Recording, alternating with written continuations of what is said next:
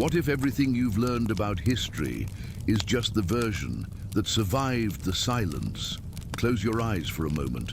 Feel the weight of the history books you carried for years, those linear and organized narratives that tell of empires rising and falling like predictable tides. Rome, Greece, Egypt, China, familiar names that echo through the halls of education as absolute truths. But what if those truths were just fragments, pieces of a much larger puzzle where the centerpiece was deliberately removed? Imagine you're in an ancient library, one where the scent of aged paper mixes with the mysterious perfume of time. Your hands glide over old maps, and then something doesn't fit. There, drawn with the precision of cartographers who knew every mountain and river, is a vast land, an empire stretching from the glaciers of Siberia to the golden plains of Central Asia. Its name whispers through the centuries, Tartary. But wait, how can an empire as gigantic as all of Europe, documented on dozens of historical maps, mentioned by medieval chroniclers, and yet absent from your school books? The question echoes in the library's silence, like a stone dropped into a deep well. The sound reverberates, multiplies, and transforms into 1,000 other questions that dance in your mind like shadows at dusk. Does the empire history forgot? You know what's most fascinating about old maps? They don't lie. Cartographers from the 16th, 17th, and 18th centuries had no reason to invent territories. Every line drawn represented real explorations, known trade routes, established borders. And on these maps, in French, Dutch, English, and German atlases, there it is, Great Tartary. Not a small nomadic tribe, not a scattered, unorganized people, but a colossal empire that dominated virtually all of Asia. Its borders stretched from the Pacific Ocean to the shores of the Baltic Sea, from the icy lands of the Arctic to the mountains of the Himalayas. A territory that swallowed modern-day Russia as if it were just a distant province. The 1655 Atlas Universal, created by Tacitus Nicolas Sanson, official geographer to King Louis XIV for France, shows Tartary in impressive detail. Cities, rivers, mountains, administrative divisions. It's not the vague outline of unknown lands, but the precise mapping of an organized civilization. The same appears in the Frederick de Witt's 1680 Atlas, in Guillaume de Lisle's 1706 maps, and in the 1771 Encyclopedia Britannica. How could thousands of cartographers from different countries over 3 centuries be documenting a fiction? The answer modern historians give us is curiously simple. Tartary was just a generic name for the lands of the Tartars, nomadic peoples without a central organization. But when you examine the maps closely, when you observe the carefully marked divisions between independent Tartary, Chinese Tartary, Muscovite Tartary, you realize that this explanation sounds like someone trying to explain the complexity of the Roman Empire by saying it was just a generic name for people who spoke Latin. The ghost cities of a lost civilization. Now imagine you are traveling through the modern cities of Russia, Kazakhstan, Mongolia. Your footsteps echo through the streets of St. Petersburg, and you stop before a monumental building. The architecture is impossible. Spires that defy gravity, domes that seem to have been shaped by giants, ornamental details so intricate they would make Renaissance masters weep with envy. The tour guide smiles and explains, built in the 18th century by Russian architects. But something in your mind whispers a silent disagreement. You examine the foundations, observe the construction technique, analyze the monumental scale of the work. How could a society that had barely moved past medieval feudalism manage to erect structures that rival modern skyscrapers? In Kazan, the ancient capital of Tartary, according to historical maps, you walk through the ruins of what is said to have been a 16th century Russian fort.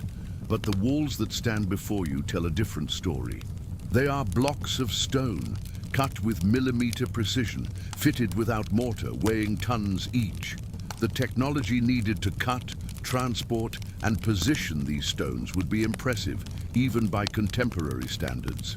And then you remember the words of the explorer Marco Polo, who in the 13th century described Tartar cities with marble palaces, hanging gardens, central heating systems, and libraries that held the knowledge of 1,000 civilizations. Not the fanciful tales of a dreamer, but the meticulous observations of an experienced merchant who had traveled the entire known world. The sudden silence in the records.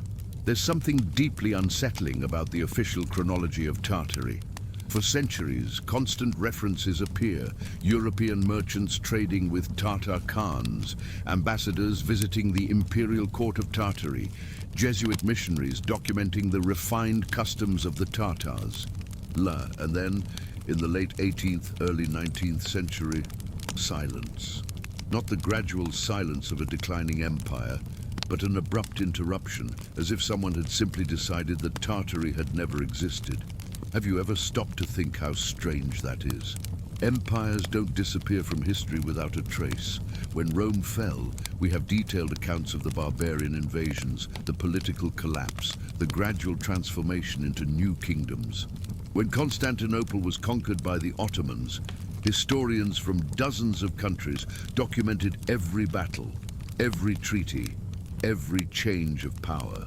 But Tartary, it simply evaporated from the historical records. The Russian researcher Anatoly Fomenko, a mathematician at Moscow University, spent decades analyzing chronological anomalies in official history. His findings are disturbing. Systematic gaps in historical records between the 17th and 18th centuries, documents that were lost or destroyed in statistically impossible numbers, coordinated historical rewrites in multiple European countries, as if there were a deliberate campaign to erase certain periods from the collective memory. The evidence that survived oblivion. But the truth has a curious way of resisting time, like seeds buried under ice that sprout when spring finally arrives. In 1889, workers excavating the London Underground discovered a network of tunnels that was not on any architectural plan. The tunnels predated the founding of London itself, built with an engineering technique that Victorian experts could not understand. When authorities were consulted about what to do with the discovery, the answer was simple: seal the tunnels and classify the information. Similar cases occurred in Paris, when excavations for the renovation of the Champs-Élysées revealed megalithic foundations beneath the modern city. In Berlin, during post-war reconstruction, workers found underground chambers with advanced hydraulic technology. In St. Petersburg, renovations to the Hermitage revealed entire rooms that do not appear on the palace's original blueprints. With each discovery, the same response: seal, classify, forget. But some evidence is too big to be buried. Throughout the territory that old maps marked as Tartary, there are constructions that defy official chronologies. The Kazan Kremlin, with its impossible towers that curve at angles medieval architecture couldn't master. The cathedrals of St. Petersburg, which according to official history were built in a few decades, but would have required centuries to complete with the technology available at the time. And then there are the most disturbing discoveries. Metal artifacts with alloys, unknown to 18th century metallurgy, found in archaeological layers that should only contain medieval objects. Manuscripts in languages that don't correspond to any documented tongue, but that follow consistent linguistic patterns, star maps of astronomical precision that would only be possible with instruments that were, officially, only invented in the 20th century. But the network of mysterious domes. Perhaps the most visible and most ignored evidence of Tartary is right before our eyes, in all the cities that once belonged to its territory, the domes. Have you ever noticed how cities like Moscow, St. Petersburg, Kazan, Kiev, and dozens of others are crowned by golden domes that shine like miniature suns? The official explanation is that they are characteristics of Russian Orthodox architecture. But when you examine these structures closely, when you study their geographical distribution, when you analyze their construction technology, an intriguing pattern emerges. The domes are not merely decorative, they are functional. They are built with conductive materials, positioned at specific points on the terrain, connected by an underground network of tunnels and channels. Some are equipped with internal metal structures that resemble antennas. Others contain acoustic chambers with resonance properties that we still don't fully understand. The German engineer Victor Schauberger, who in the 1930s studied natural energy systems, was fascinated by the Russian domes. According to his calculations, they formed an energetic network that could channel and amplify atmospheric phenomena. Not religious temples, but components of a technology that our current science can barely theorize about. What if the domes were the last functional vestiges of a Tatar technological network? What if this lost civilization had mastered forms of energy that we, in our modern arrogance, don't even imagine exist? The Great Fire and the rewriting of history. There is a dark pattern that runs through the late 18th and early 19th centuries, exactly at the period when Tartary disappears from historical records. Fires. Not occasional or accidental fires, but a coordinated series of conflagrations that destroyed libraries, archives, registries, and historical documents in dozens of cities. The Great Fire of London in 1666, which decimated medieval records. The Moscow Fire of 1812, which consumed entire libraries. The mysterious fires that hit the archives of Kazan, Novgorod, Kiev, Warsaw. Each fire erased centuries of historical documentation. And in each case, when the cities were rebuilt, the new official documentation started practically from scratch, as if the previous history was irrelevant. The French historian Sylvain Guggenheim noted that this epidemic of fires coincided exactly with the period of consolidation of modern nation-states, as if the formation of European national identities required the erasure of a previous supranational identity, a Tatar identity. Indigenous, the tools of the conspiracy of silence.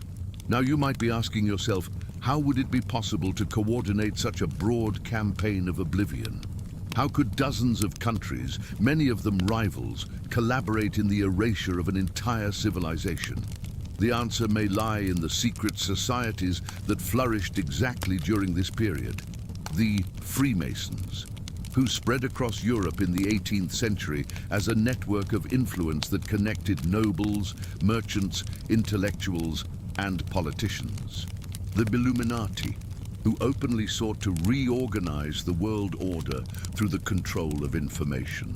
The Bassa Jesuits, who maintained a global communication system more efficient than any government of the time.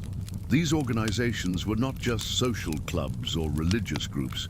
They were power networks with specific agendas, unlimited resources, and influence over the production and dissemination of knowledge. They controlled universities, publishing houses, libraries, museums. They had the power to decide which books would be published, which archaeological discoveries would be publicized, which versions of history would be taught in schools. What if Tartary represented a threat to this new world order that was being built? What if its technological knowledge, its social structures, its worldview were incompatible with the system of nation-states that European powers were trying to establish? The silence about Tartary would not be just oblivion, it would be strategy. It would be the whisper of the stones. As night falls and your mind navigates these turbulent waters of mystery, you find yourself before a disturbing truth. History is not just what happened, but what survived to be told. And sometimes what didn't survive is more revealing than what remained. The stones of the Tatar monuments still whisper their secrets to those who know how to listen. The old maps still reveal their truths to those who know how to see. The patterns of the domes still radiate their energy to those who know how to feel. But all of this requires one thing that our modern education does not teach us, The courage to question authorities, the wisdom to trust our own observations, the humility to admit that perhaps we don't know as much about the past as we think. Tartary is not just a lost civilization. It is an invitation to rediscover the history of the world with eyes free of prejudice, minds open to the impossible, hearts receptive to mystery. And as you prepare to dive deeper into this journey of discovery, a question echoes in the silence of the night like a distant bell. If Tartary really existed, if it was really erased from historical records, if its technologies and knowledge were deliberately hidden, what else have they hidden from us? And so, on the threshold between wakefulness and dream, you find yourself at the beginning of a journey that could forever transform your understanding of the world. For there are moments in life when a single question can open 1,000 doors, and a single discovery can illuminate 1,000 mysteries. Tartary awaits, patient as the stars, mysterious as time, real as the doubt that now inhabits your mind. Are you ready to continue this journey through the veils of forgotten history? And what if the most beautiful buildings we admire today were not erected by those we think built them? Let your breath calm as we walk together through the misty streets of St. Petersburg on a winter morning. The cold cuts your skin like crystal blades, but it's not the cold that makes you shiver. It's what your eyes see when they rise to contemplate your St. Isaac's Cathedral. This mountain of stone and gold that seems to have been sculpted by the gods themselves. According to history books, this architectural marvel was built between 1818 and 1858 by Auguste de Montferrand, a French architect in the service of Tsar Alexander I. 40 years of intense work, they say. But when you stand there, observing the impossible immensity of the structure, a question whispers in your mind like a freezing wind through poorly sealed windows. How could a society that had barely abolished serfdom manage to erect a building that would challenge modern engineers? The impossible math of construction. Imagine for a moment that you are a modern engineer, armed with computers, titanic cranes, special steel alloys, and decades of accumulated knowledge about structural physics. Now imagine you are asked to build St. Isaac's Cathedral using only the tools available in 19th century Russia. The central dome weighs 4,400 tons. 4,400 tons of iron, bronze, and gold, supported at over 100 meters in height. To lift that weight, using only ropes, pulleys, and animal power, the technology officially available at the time, would require a system of pulleys so complex and gigantic that it would occupy the entire city. But it's not just the weight that's impressive, it's the precision. The granite columns that support the cathedral were cut and polished with a perfection that would make medieval stonemasons weep with envy. Each column is monolithic, carved from a single block of stone, and weighs between 120 and 180 tons. The fitting tolerances are less than a millimeter. How is this possible with chisels and hammers? The professor of structural engineering at St. Petersburg University, Dmitry Kozlov, spent 5 years analyzing the cathedral's construction. His conclusions, discreetly published in an obscure technical journal in 1987, were devastating.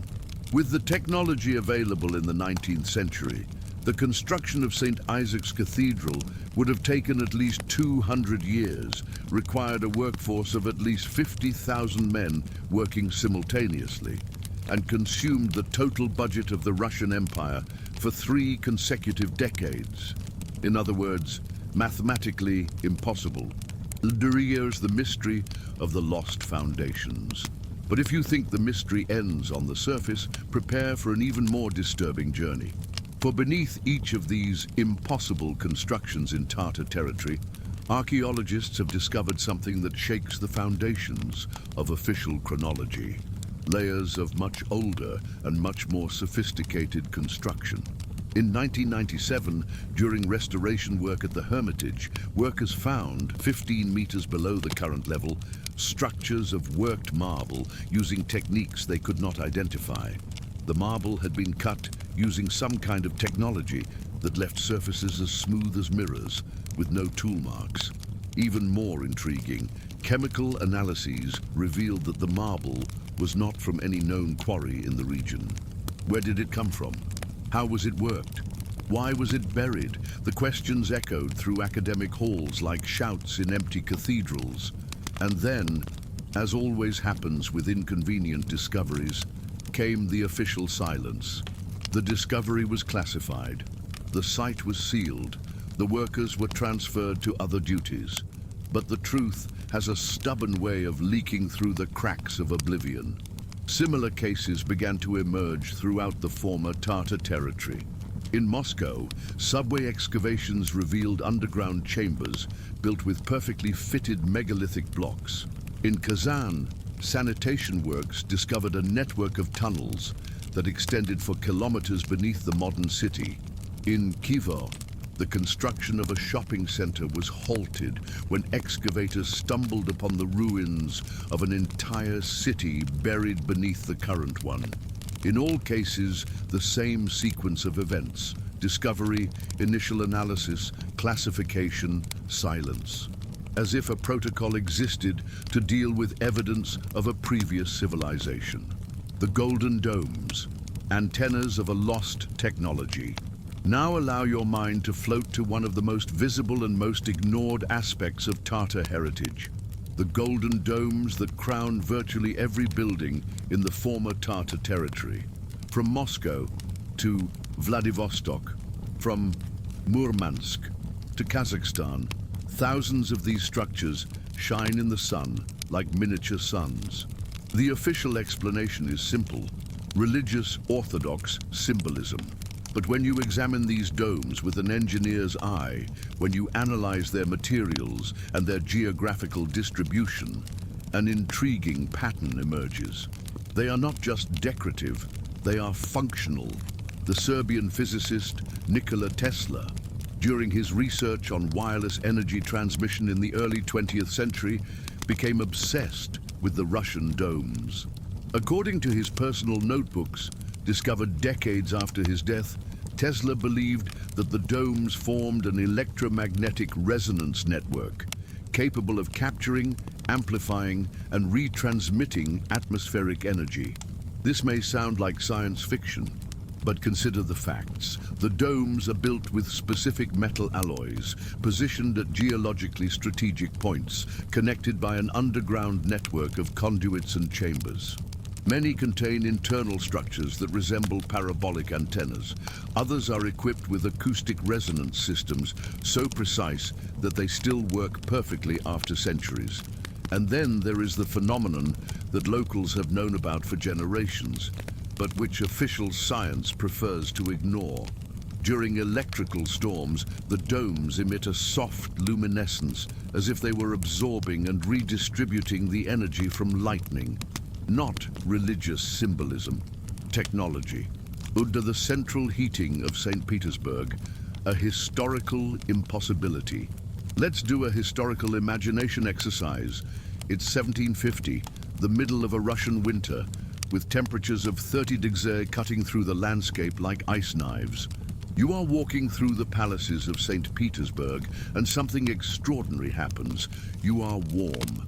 The immense halls are heated to a comfortable temperature. There are no smoking fireplaces filling the air with smoke. There are no braziers scattered through the corridors. The heat comes from the walls themselves, from the stones of the floor, as if the entire palace were a living organism radiating energy. How is this possible in an era when central heating had not been invented? The official answer is ingenious, a Hipparcos system adapted from the Romans. But when modern engineers tried to replicate the heating system of the St. Petersburg palaces using 18th century technology, they discovered something unsettling. It was impossible. The original system did not work by burning wood or coal in central furnaces.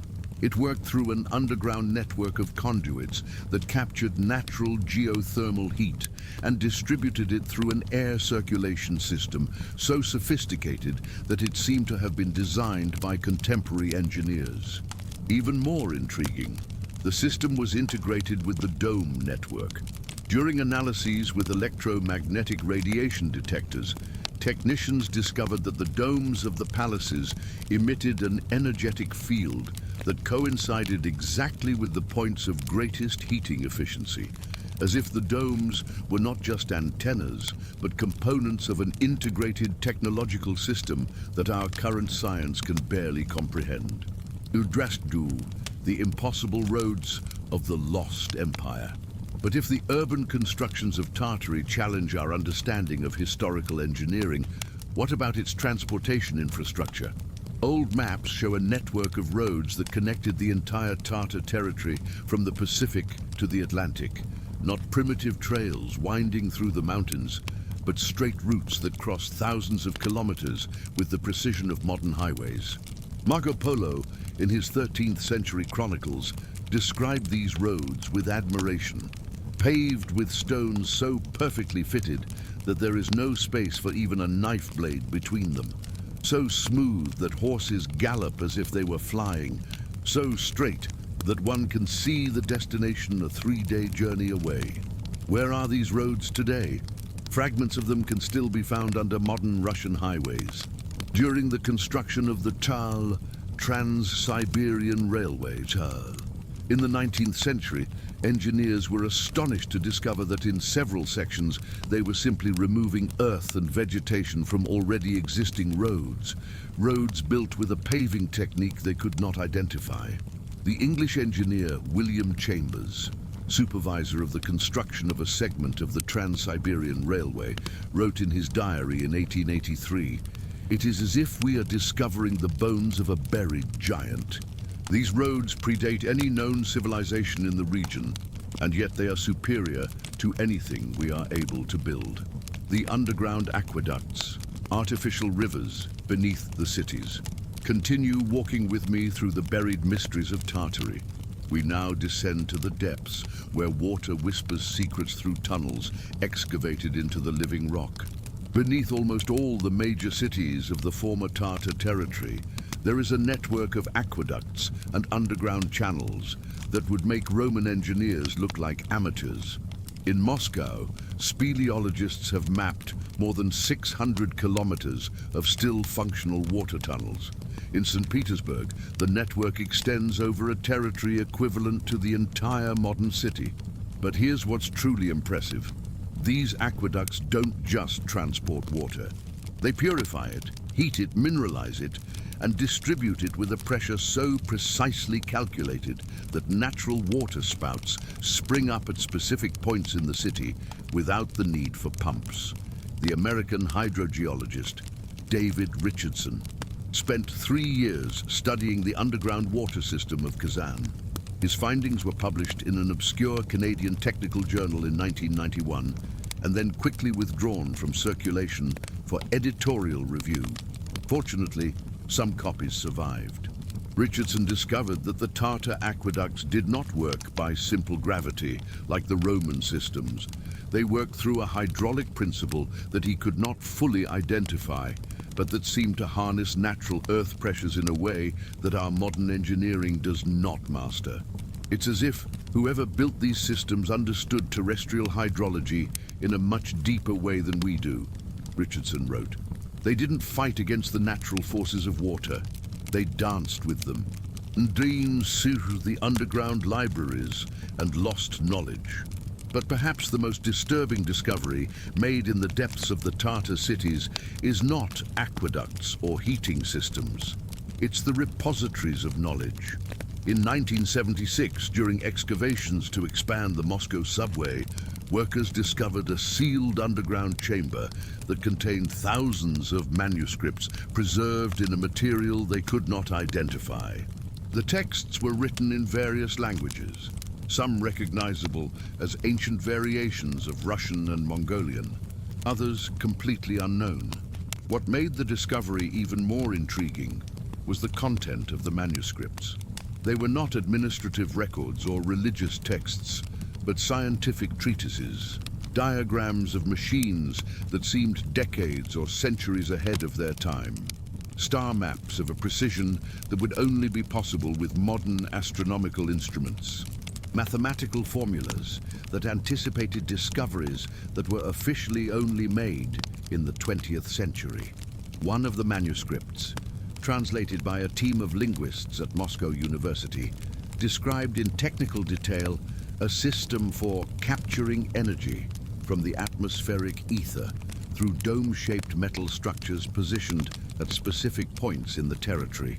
Another manuscript contained technical diagrams of machines that appeared to be energy generators, based on principles that modern physics is only just beginning to theorize about. And then, as always happens with inconvenient discoveries, came the classification. The manuscripts were confiscated, the workers were transferred, the discovery was erased from official records. But some of the translators kept secret copies. And through these surviving fragments, a disturbing image emerges. Tartary was not just an advanced civilization. It was a civilization that mastered technologies that our current science considers impossible. The great lie of official chronology. Now pause for a moment and let this information settle in your mind like snow on a frozen lake. Allow the implications to spread through your thoughts like concentric waves. If all of this is true, if Tartary really possessed advanced technologies, if its constructions are mathematically impossible with the resources of the time, if its engineering systems surpassed what we can do today, then we are forced to confront a terrifying possibility. The official chronology of human civilization may be fundamentally wrong. Perhaps we have not evolved linearly from barbarism to technological sophistication. Perhaps our history is cyclical, with advanced civilizations emerging and disappearing in waves that the official narrative cannot or does not want to recognize. Perhaps Tartary was not an anomaly, but a pattern. And what if the same technology we find buried beneath the Tartar cities also exists beneath the pyramids of Egypt? What if the impossible temples of Angkor Wat, the megalithic structures of Pumapunku, the underground complexes of Cappadocia are all fragments of the same lost civilization that extended across the entire world? What if the Dark Ages was not a time of ignorance, but a time of forced oblivion? The civilizational reset. There is a disturbing concept that emerges when you connect all these points scattered across the landscape of forgotten history. The civilizational reset. The idea is simple and terrifying.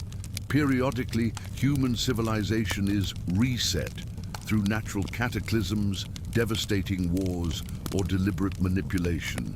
And humanity is forced to start over from scratch, losing almost all the knowledge accumulated by previous generations. The American geologist Randall Carlson spent decades studying evidence of global cataclysms in recent history. His findings suggest that around 12,000 years ago, the planet went through a series of catastrophic events that devastated entire civilizations and forced the survivors to start over practically from the Stone Age. But what if these resets didn't just happen in prehistory? What if they were cyclical events that continue to occur throughout human history? The period of transition between the 18th and 19th centuries, exactly when Tartary disappears from the records, coincides with a series of devastating natural events. Volcanic eruptions that darkened the sky for years, abnormally harsh winters that decimated populations, epidemics that spread with suspicious speed. What if these events were not entirely natural? What if they were part of a planned reset, a forced reorganization of world civilization that required the erasure of certain technologies and knowledge? Tartary, with its free energy network, its sustainable technologies, its decentralized social organization, would represent a threat to the new centralized powers that were emerging in Europe. Its existence would make the model of industrialization based on fossil fuels, of centralized energy control, of technological dependence that characterizes our modern civilization impossible. Perhaps it was deliberately erased not just from history, but from reality. Ask ye the guardians of oblivion. As we walk through the empty streets of a nocturnal St. Petersburg, where the golden domes shine like the eyes of sleeping giants, a question whispers through the cold wind. Who would have the power and the motivation to orchestrate such a complete oblivion? The answer may lie in the same organizations that flourished during the period of transition between the ancient and modern worlds. Secret societies that spread across Europe like invisible webs, connecting nobles, bankers, industrialists, scientists, politicians. These organizations were not just social clubs. They were power networks with specific agendas for the future of humanity. What if part of that agenda involved absolute control over the technological development of civilization? The free energy that the Tartar domes seem to generate would make fuel industries obsolete. The decentralized heating and transportation systems would eliminate the need for large infrastructure corporations. The sustainable technologies would prevent the creation of the artificial scarcity that drives our modern economy. In other words, Tartary represented a model of civilization that could not coexist with the system of capitalist control that was being built. Perhaps it didn't disappear. Perhaps it was eliminated. It be's the silent resistance of the stones. But the truth, like life, finds a way to persist even through the harshest winters of oblivion. The impossible constructions are still there, silently challenging official chronologies. The domes still shine, radiating energies that our science doesn't understand. The aqueducts still flow, whispering secrets through the depths of the earth. The surviving manuscripts still await, hidden in private collections and secret archives, for someone brave enough to decipher their mysteries. And maybe, just maybe, there are still descendants of the Tartars who have preserved fragments of the ancient knowledge. Not in universities or centers of power, but on the fringes of society, among the guardians of forgotten traditions, the practitioners of lost arts, the explorers of alternative realities. Perhaps the true legacy of Tartary is not in the stones of its constructions or the metals of its domes, but in the remembrance that another world is possible. A world where energy is free, technology is sustainable, knowledge is shared, and humanity lives in harmony with the natural forces of the universe. A world that once existed, that was erased, but that can resurface if we have the courage to remember. The awakening of the dreamers. As night deepens and your mind navigates these turbulent waters of mystery, you find yourself before a fundamental choice. You can close your eyes to this evidence, return to the comfort of official narratives, accept that the world is exactly as we were told it is. You can pretend that the inconsistencies are coincidences, that the mysteries are illusions, that the questions are irrelevant, or you can stay awake. You can keep your eyes open to the impossible possibilities, your ears attentive to the whispers of the ancient stones, your heart receptive to the memories that flow through dreams.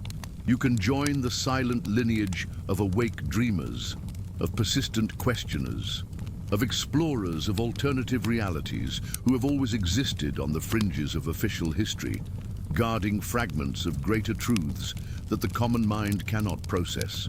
But Tartary is not just a lost civilization.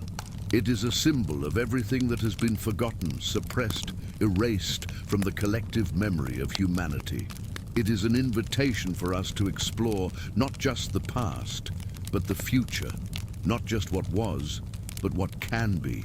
And as you prepare to dive even deeper into this ocean of mysteries, where each discovery reveals 10 new enigmas, a certainty crystallizes in your mind like ice forming on still water.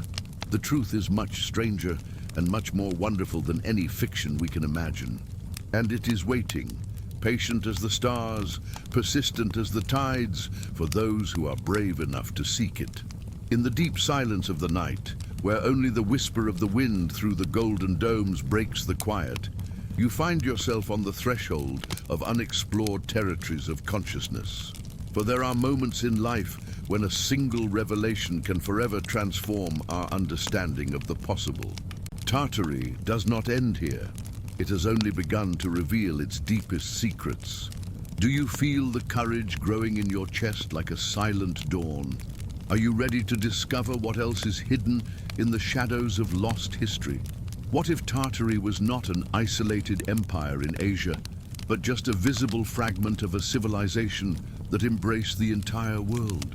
Allow your mind to float like a migratory bird over the world map, following invisible lines that connect mysteries scattered across the continents like stars in a forgotten constellation.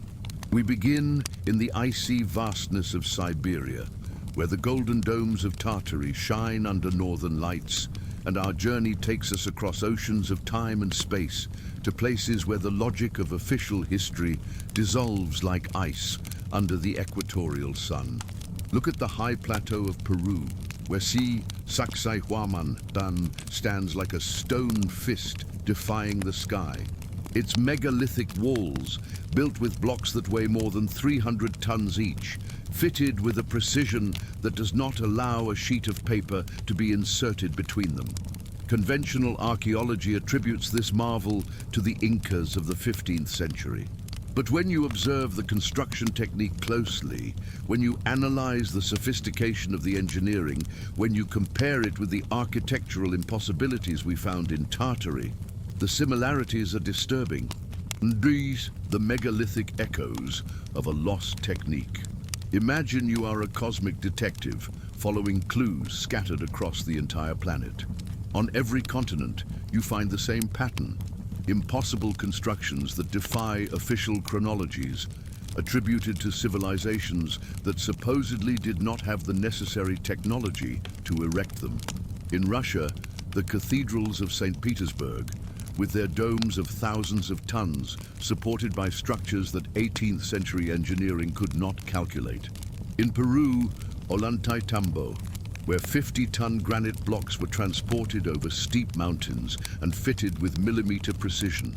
In Lebanon, Baalbek, where the foundation stones weigh up to 200 tons, 3 times heavier than any block our modern technology can move.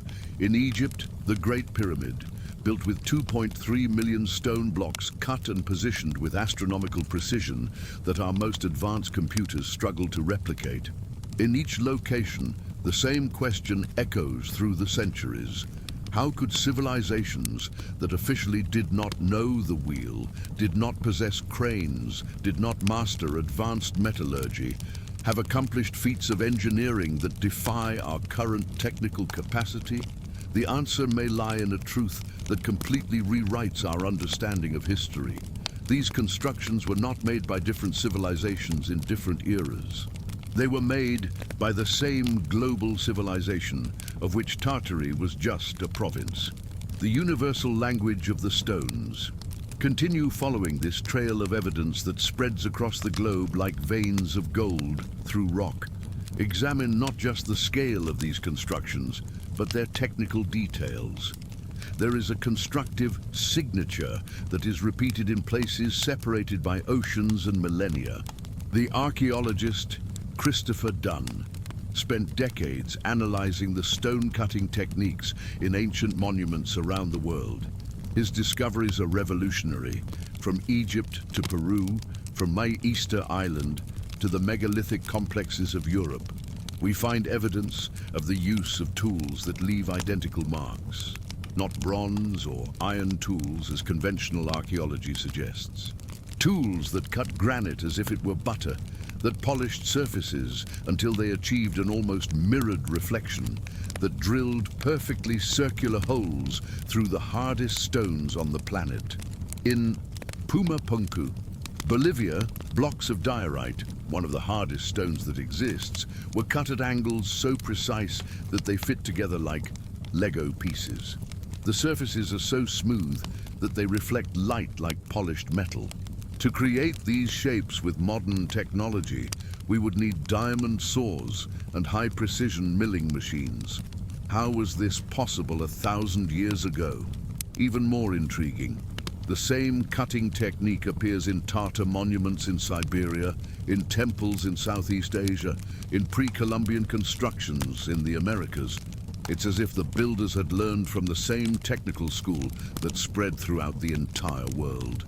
Into the antediluvian navigation network. But for a global civilization to be possible, something that official history insists did not exist in antiquity is necessary: advanced transoceanic navigation. According to history books, Europeans discovered the Americas in 1492. Before that, the continents were isolated from each other, separated by oceans that were supposedly impassable with the available technology. However, archaeological evidence paints a completely different picture. In 1975, cocaine and nicotine, plants that only existed in the Americas, were found in 3,000-year-old Egyptian mummies. How did American plants get to Egypt 2 millennia before Columbus? Chinese maps over 2,000 years old show the coasts of the Americas with precise geographical details. How did Asian cartographers map continents they supposedly didn't know about? The Piri Reis map from 1513 shows the coast of Antarctica free of ice. An impossibility, since the continent has been covered by ice for at least 6,000 years. How was this possible without ice-penetrating radar technology? The answer may lie in a much older and much more sophisticated global navigation network than our official chronology allows. A network that connected not just continents, but civilizations that shared knowledge, technologies, and construction techniques. A network of which Tartary was the nerve center. The star observatories and cosmic science. Now allow your mind to rise from the Earth's surface to contemplate the stars. For there is another pattern that connects these impossible civilizations. They all possessed astronomical knowledge they officially shouldn't have. Stonehenge, in England, is a stone astronomical computer that calculates eclipses with second precision. Angkor Wat, in Cambodia, is an architectural representation of Hindu cosmology so precise that it mirrors celestial movements with mathematical exactitude. The Giza pyramids are aligned with the Orion constellation in a way that would only be possible with advanced astronomical instruments. And the domes of Tartary, they were not just energy structures. They were observatories. Archaeoastronomical analyses of the domes of the St. Petersburg revealed that their positions correspond exactly to a star map of the Milky Way. Not an approximate correspondence, but a precision that would require decades of systematic observation with angular measurement instruments. What's even more intriguing, the configuration of the domes represents the night sky not of 1700 or 1800, when they were supposedly built, but of approximately 13,000 years ago, the period that coincides with the end of the last ice age, and with global traditions about a great flood that reconfigured the world, as if the domes were a celestial memorial to a lost era, the great cataclysm and the fragmentation of the world. Now we come to the darkest heart of the mystery. If a truly advanced global civilization existed, capable of building impossible monuments and navigating oceans with astronomical precision, what happened to it? Why did it fragment into isolated civilizations that lost almost all their ancestral knowledge? The answer may lie in the myths and legends that all the world's cultures share. The memory of a great cataclysm that devastated the Earth, separated the continents, altered the climate, and forced humanity to start over practically from scratch. The Sumerians called it the Great Flood. The Greeks spoke of the submergence of the Atlantis. The Mayans recorded the rain of fire that destroyed the Fourth World. The Australian Aborigines tell of the time when the waters swallowed the land. The Hindus describe cycles of destruction and renewal that repeat through the ages. All these traditions, scattered across cultures that supposedly never had contact with each other, agree on specific details. a global cataclysm around 12,000 years ago that forever altered the face of the Earth. What if this cataclysm was not just natural? What if it was the first civilizational reset, a deliberate reconfiguration of the world that fragmented a unified global civilization into isolated tribes that had to rebuild knowledge from fragments? Tartary, with its advanced technologies and its global energy network, may have been the last resistance of this ancestral civilization. And its disappearance in the 18th century may have been the final reset, the erasure of the last evidence that another world, much more advanced and harmonious, once existed. The forgotten pyramids of Siberia. As we follow this trail of revelations that branches like invisible roots through the soil of history, we come across one of the most suppressed discoveries of modern archaeology, the pyramids of Siberia. In 1990, satellite images revealed gigantic pyramidal structures scattered across the central region of Siberia, exactly in the heart of the ancient Tartar territory. Not small natural elevations mistaken for pyramids, but perfect geometric structures, some larger than the Great Pyramid of Egypt. The largest of them, located near the city of Jitomsk, is over 300 meters tall, with a base of approximately 1 square kilometer. Its orientation is precisely astronomical, aligned with the cardinal points with a margin of error of less than 1 degree. Preliminary excavations, secretly conducted by Russian archaeological teams, revealed that the pyramids are not natural formations. They are artificial constructions made with the same megalithic technique found in Giza, Teotihuacan, and other pyramidal complexes around the world. Even more disturbing, georadar analyses indicated that the Siberian pyramids contain complex internal chambers connected by tunnels that extend for kilometers through the subsoil. And these chambers emit an electromagnetic signature identical to that of the Egyptian pyramids. Why weren't these discoveries publicly disclosed? Why were the excavations abruptly halted? Why was the area declared a restricted military zone immediately after the first discoveries? Perhaps because the Siberian pyramids are the final proof that Tartary was not a regional civilization, but the center of a global network of knowledge that connected all the world's pyramidal complexes through technologies that our current science does not understand. And the Atlantean connection, when oceans were bridges. As we dive deeper into this ocean of interconnected mysteries, a terrifying possibility emerges. What if Tartary was the last manifestation of Atlantis? Not the mythical Atlantis of the Greek philosophers, but a real historical civilization that spread throughout the entire world before the great cataclysm that reconfigured the continents. Plato described Atlantis as a naval power that dominated advanced technologies and maintained colonies beyond the Pillars of Hercules, that is, in the Americas. A civilization that knew advanced metallurgy, transoceanic navigation, monumental architecture, and that was destroyed by a global cataclysm in a single day and night. Now compare this description with what we know about Tartary, a civilization that mastered advanced energy technologies, maintained global trade networks, built impossible monuments, and abruptly disappeared from historical records. What if the Atlanteans were not destroyed by a natural cataclysm, but survived the Great Flood by reorganizing into a new civilizational form? What if Atlantis became Tartary, maintaining fragments of ancestral knowledge until a new reset finally eliminated it? This would explain Tartary's impossible technologies, its global network of influence, and the almost obsessive determination to erase any evidence of its existence. Bless you, the guardians of forbidden memory. But not all knowledge can be erased. There are always guardians, individuals and organizations that preserve fragments of the truth through the centuries, keeping alive traditions that official history tries to bury.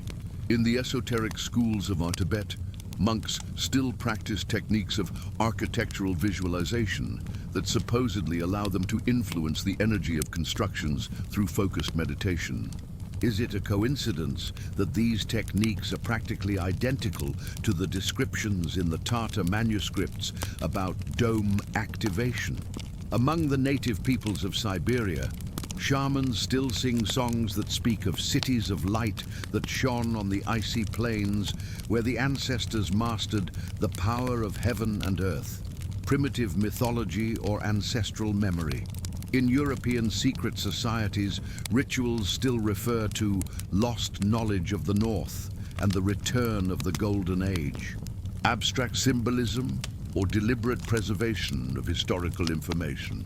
What if these traditions scattered around the world were fragments of the same body of knowledge, the scientific and spiritual legacy of the Tartar Atlantean civilization that survived forced oblivion?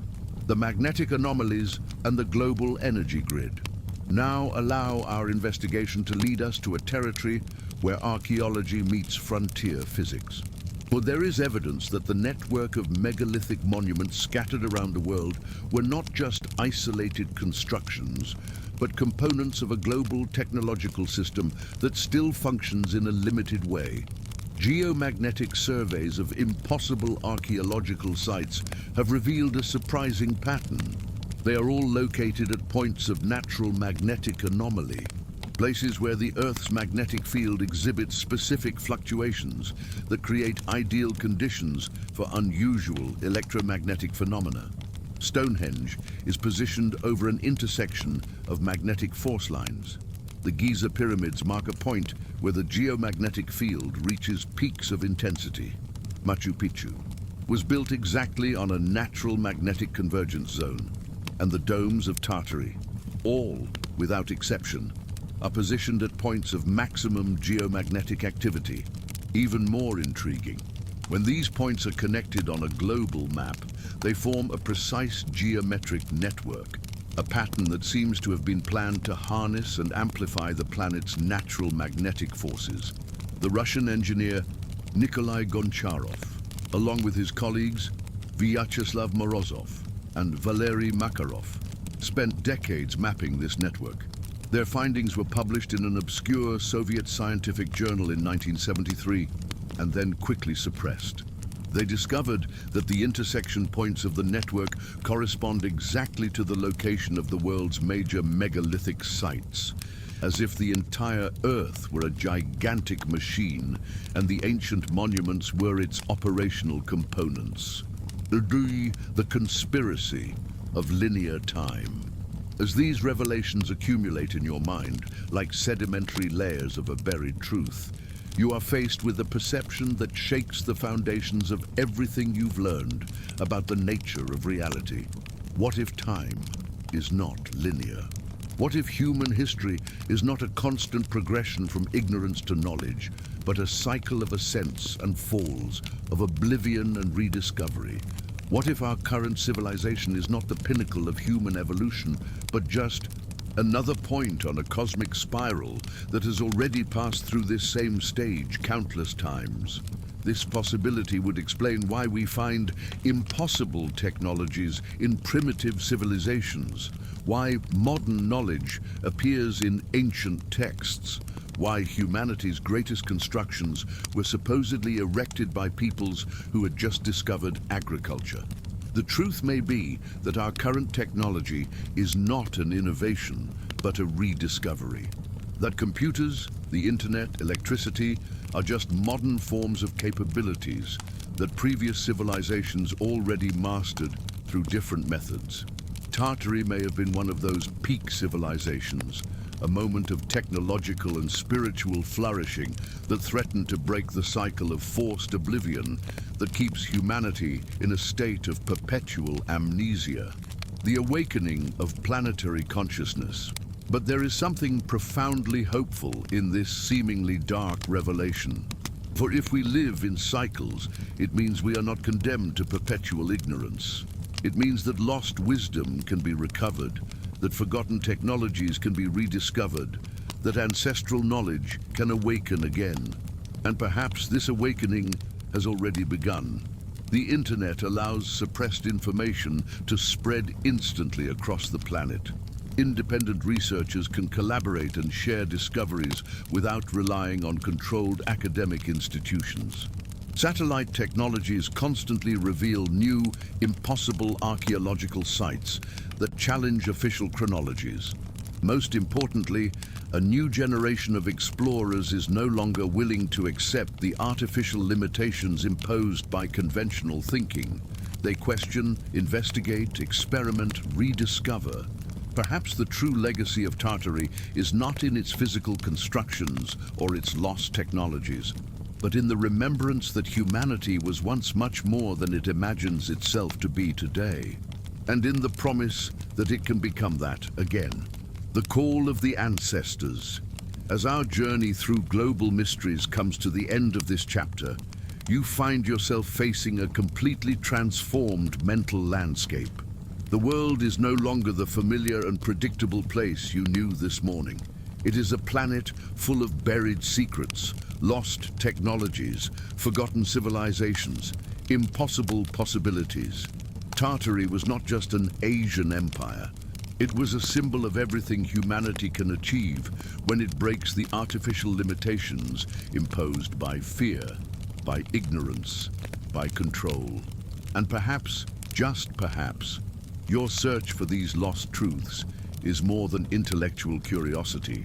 Perhaps it is an ancestral call, a genetic memory awakening in your soul, whispering that you too are a descendant of builders of impossible worlds. That in your veins runs the blood of navigators of stellar oceans, of architects of megalithic dreams, of guardians of knowledge that can transform the earth into a cosmic garden where technology and spirituality dance in perfect harmony. The question that echoes through the silence of the night like a bell ringing in invisible dimensions is simple and terrifying. Are you ready to remember who you really are?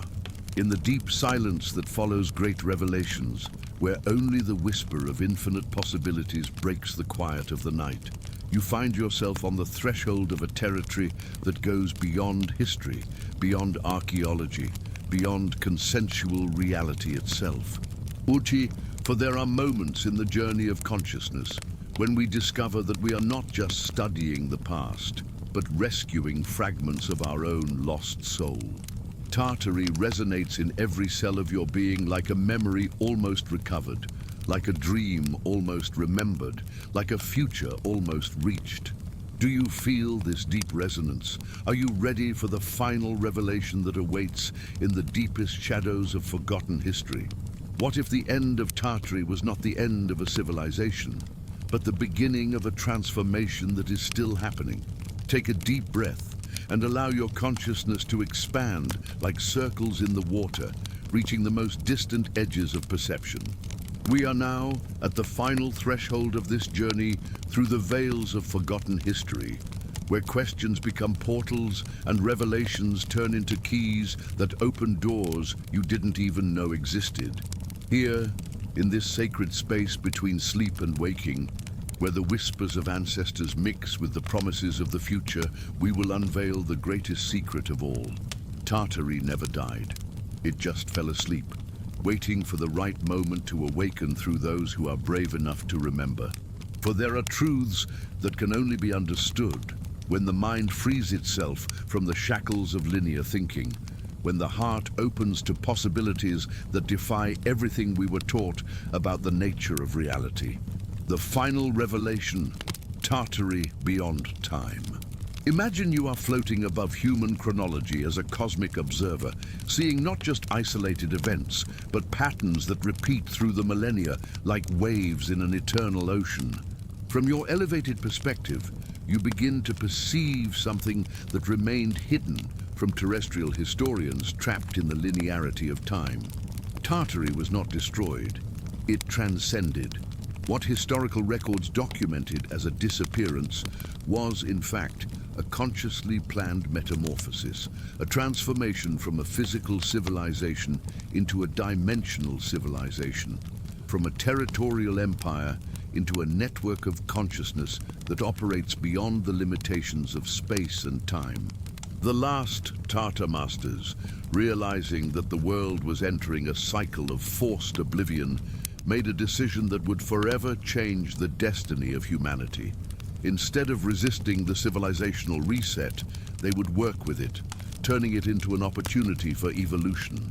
Using technologies that our current science can barely theorize about, technologies based on the manipulation of consciousness and quantum reality, they encoded all Tartar knowledge into the very structure of planet Earth.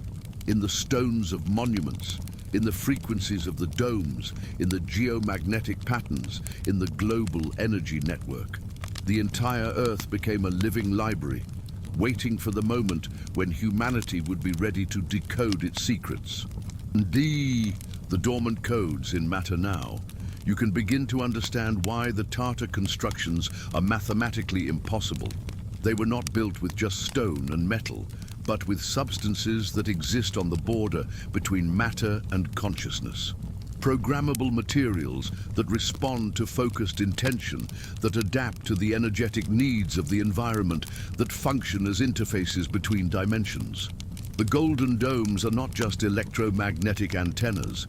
They are crystals of consciousness coded with information that spans millions of years of cosmic evolution. Each dome is a dimensional library, a portal of access to knowledge that transcends the limitations of three-dimensional science. The impossible heating system of the St. Petersburg palaces does not work through combustion or geothermal heat. It works through the direct conversion of cosmic energy into physical well-being, using principles that quantum physics is only just beginning to discover. The underground aqueducts do not just transport water. They transport liquid information, data encoded in the very molecular structure of the water that nourishes not only the physical body, but the consciousness of those who consume it. And the manuscripts found in the buried libraries, they were not written on common paper, but on a bio-neural material that interacts directly with the reader's nervous system, transferring knowledge through direct resonance between minds. Tartary did not build monuments. It planted seeds of awakening that germinated through the centuries, waiting for the right moment to blossom. The great conspiracy of awakening. But here we come to the most surprising twist of all. The secret societies you believed were responsible for the erasure of Tartary. They are, in fact, the secret guardians of its preservation. The Freemasons, the Illuminati, the Jesuits, and dozens of other esoteric organizations were not working to suppress Tartar knowledge. They were working to preserve it through the dark centuries they knew were coming. The erasure of Tartary from historical records was a cosmic camouflage operation, hiding the truth, not from those who don't deserve to know it, but from those who were not ready to use it responsibly. For the power that Tartary mastered, the ability to manipulate reality through focused consciousness, to extract free energy from the cosmos, to transcend the limitations of space and time, is a power that can turn a world into a paradise or destroy it completely, depending on the level of spiritual evolution of those who wield it. The secret societies became the cosmic librarians, preserving fragments of Tartar knowledge through symbols, rituals, traditions, and esoteric teachings that seemed mystical to the uninitiated, but were in fact technical manuals for dimensional technologies. Each Masonic ritual is an exercise in reality programming. Each Illuminati symbol is an access code for specific frequencies of consciousness. Each Jesuit meditation is a technique for interfacing with the planetary energy grid. They were not hiding the truth. They were protecting it until humanity matured enough to use it wisely. The cosmic clock and the moment of awakening. And when would this moment of sufficient maturity be? How would the guardians of knowledge know when humanity would be ready to reclaim its Tartar heritage? The answer is coded into the very architecture of time. The Tartar masters, using their advanced astronomical knowledge, calculated that humanity would go through a period of 333 years of oblivion, 3 1/3 centuries, a precise cosmic cycle based on specific galactic alignments. This period began with the last reset at the end of the 18th century and was scheduled to end now. In the early 21st century, a series of cosmic events converge to create ideal conditions for the awakening of collective memory. The galactic alignment of 2012 marked the beginning of the activation window. The emergence of the internet created a global nervous system capable of sharing information instantly. The discoveries of quantum physics are validating principles that the Tartars mastered centuries ago. Most importantly, a new generation of explorers is being born with natural sensitivities to frequencies of consciousness that have been dormant for 300 years. They don't need to learn Tartar technologies, they just need to remember. You are one of them.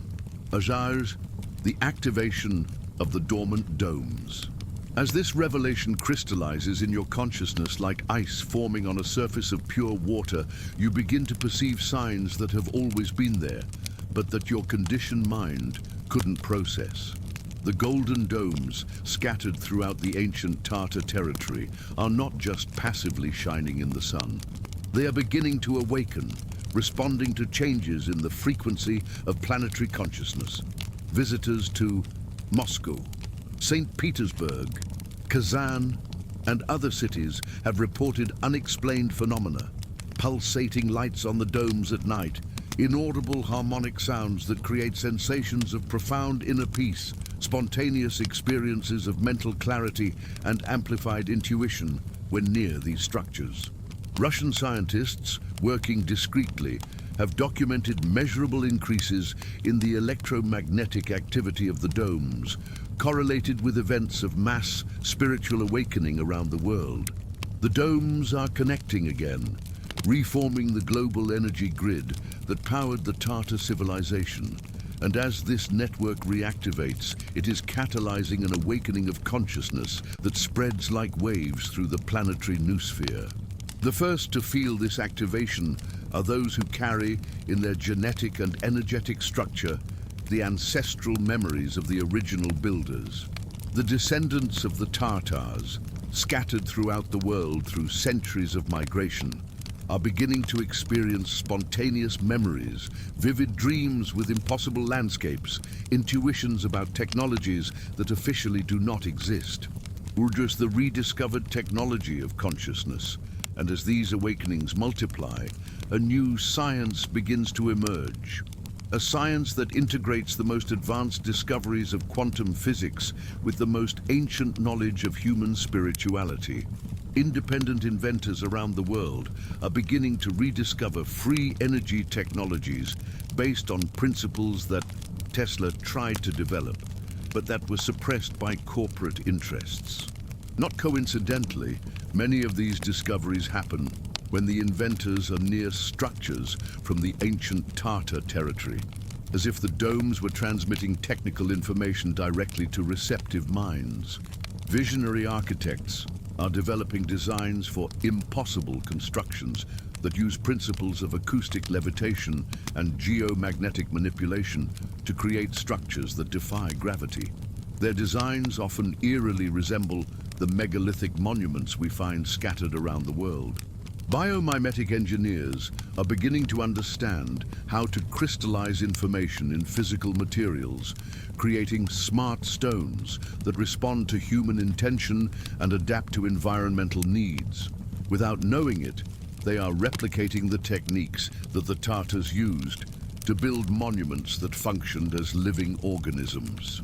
Consciousness researchers are discovering that focused meditation can influence the quantum structure of matter, that collective intention can measurably alter electromagnetic fields, that synchronized groups can literally program reality through consciousness resonance. All these discoveries converge on a revolutionary conclusion. Tartar technology was not based on external machines, but on the ability of human consciousness to interact directly with the fundamental forces of the universe. Udris, the future that has already begun. Now allow your vision to expand beyond the present, glimpsing the possibilities that open up when humanity completely recovers its Tartar heritage. Imagine cities that grow organically, like living crystals, automatically adjusting to the needs of their inhabitants. Structures built not with machines, but with focused intention, materializing from the very substance of programmed space-time. Imagine transportation systems based on gravitational manipulation, where vehicles float and move through force fields directed by consciousness, connecting continents through routes that transcend the limitations of three-dimensional physics. Imagine communication networks that work through direct mental resonance, where thoughts and emotions flow instantly across galactic distances, creating a true internet of consciousness that connects not just humans, but all forms of intelligent life in the cosmos. Imagine absolute energy abundance, where every person has direct access to the primordial forces of the universe, forever eliminating the artificial scarcity that has been used to control and divide humanity. Imagine holographic healing, where diseases are treated not through drugs or surgeries, but through the reprogramming of the energetic matrix that sustains the physical body, restoring perfect health patterns encoded in the very structure of cosmic DNA. This is not a distant future.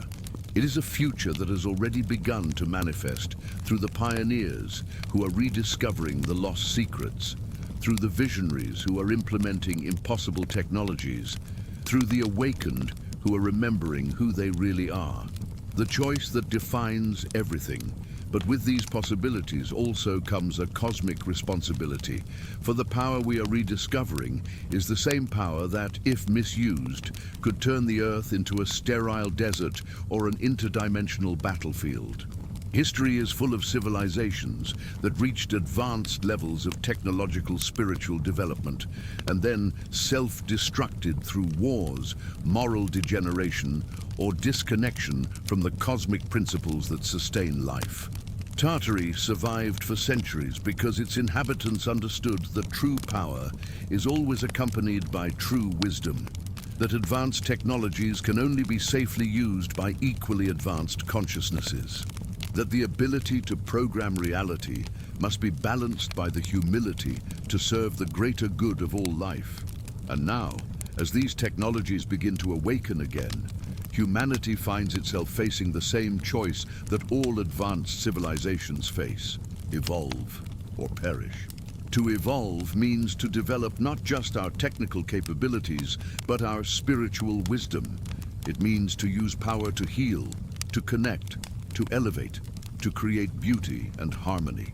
It means to become conscious guardians of life in all its forms. To perish means to use power to dominate, to control, to destroy, to feed personal egos and ambitions. It means to repeat the mistakes that led to the collapse of Peace, Atlantis, of Lemuria, Uth, and of other lost civilizations whose names were erased from memory. The call of the world builders. And it is here, at this crucial moment in human history, that you find yourself face to face with your true cosmic purpose. For you did not come to this narrative by chance. It was not mere coincidence that guided your attention to the mysteries of Tartary. It was an ancestral call, a genetic activation, an awakening of memories that had been dormant in your soul for hundreds of generations. You are a spiritual descendant of the world builders. You carry in your energetic structure the activation codes for technologies that can transform the Earth into a cosmic garden where all forms of life flourish in perfect harmony. But these codes only activate when you make a conscious choice to dedicate your life not to the small dramas of the personal ego, but to the great purpose of serving planetary evolution. This doesn't mean abandoning your daily life or becoming an isolated mystic. It means bringing into every aspect of your existence the consciousness that you are an agent of cosmic transformation, a channel through which the frequencies of a higher civilization can manifest on Earth. It can be through art that touches souls and awakens consciousnesses, It can be through science that rediscovers lost principles. It can be through education that frees minds from artificial limitations. It can be through technology that serves life instead of destroying it. It can be through healing that restores bodies and spirits. It can be through communication that connects hearts separated by the illusion of division. What matters is not the specific form your service takes, but the fundamental intention that motivates it. The remembrance that you are much more than an isolated human struggling for survival in a hostile world. You are a conscious cell in the body of a planetary intelligence that is awakening to its true cosmic nature. And the resonance of return. As this understanding anchors itself in your consciousness like an anchor dropped into deep water, you begin to feel something changing within you. A subtle vibration that resonates through every cell of your body, every neuron of your brain, every dimension of your soul. It is the resonance of return, the frequency of reconnection with your cosmic heritage, the sound of ancestral memory awakening after centuries of sleep. And as you tune into this frequency, you will discover that you are not alone. Around the world, others are feeling the same resonance, experiencing the same awakening, remembering the same impossible dreams of cities of light and technologies of love. You are the new Tartary, not a civilization based on geographical territory, but a network of consciousness that transcends national, cultural, and temporal boundaries. A confederation of awakened souls who work in harmony to manifest on Earth the visions of beauty and harmony they carry in their hearts. And as more people join this network, as the resonance strengthens and spreads, the golden domes will shine more and more intensely. The ancient monuments will reactivate their original functions, and the Earth itself will begin to remember its purpose as a cosmic garden where conscious life can explore all its infinite possibilities. Udul, the eternal promise. In the deep silence that follows great revelations, where only the whisper of infinite possibilities breaks the quiet of the soul, you find yourself transformed. You are no longer the same person who began this journey. You have become a bridge between worlds, a portal between past and future, a guardian of memories that transcend time. And you now carry a promise, not just for yourself, but for all of humanity, for all life on Earth, for all consciousness in the cosmos. The promise that the best of our past is not lost forever, that the technologies of love can be rediscovered, that ancestral wisdom can flourish again, that the Earth can become what it was always meant to be, a planet where matter and spirit dance in perfect harmony, where technology and nature are expressions of the same creative force, where every living being can fully explore their infinite potential. Tartary never died. It was just waiting for you to awaken, to continue its cosmic mission. And now, as the last words of this narrative dissolve into the receptive silence of your transformed soul, you understand that this is not really an end, but a beginning. The beginning of a life dedicated not just to discovering the mysteries of the past, but to creating the miracles of the future. The beginning of a journey that does not end with the last chapter of a book, but that unfolds through every conscious breath, every compassionate choice, every act of love you offer to the world. For now you know who you really are, a builder of impossible worlds, a weaver of cosmic dreams, a gardener of realities where everything that is beautiful, true, and harmonious can flourish without limitations. Tartary lives in you, and through you, it will return to the world. In the sacred silence that follows great transformations, where only the echo of infinite possibilities resonates through the dimensions of being, you find yourself on the threshold of a new existence. The journey through the mysteries of Tartary has ended. The journey of manifesting these mysteries as lived reality has only just begun. And somewhere in the depths of the cosmos, where time folds back on itself like dimensional origami, the ancestral masters smile in recognition, for they knew this moment would come. They knew that the seeds planted centuries ago would eventually germinate in the hearts of those who were ready to remember. They knew you would find your way back home. Welcome to the new Tartary. Welcome to the future that has always existed, patiently waiting to be remembered.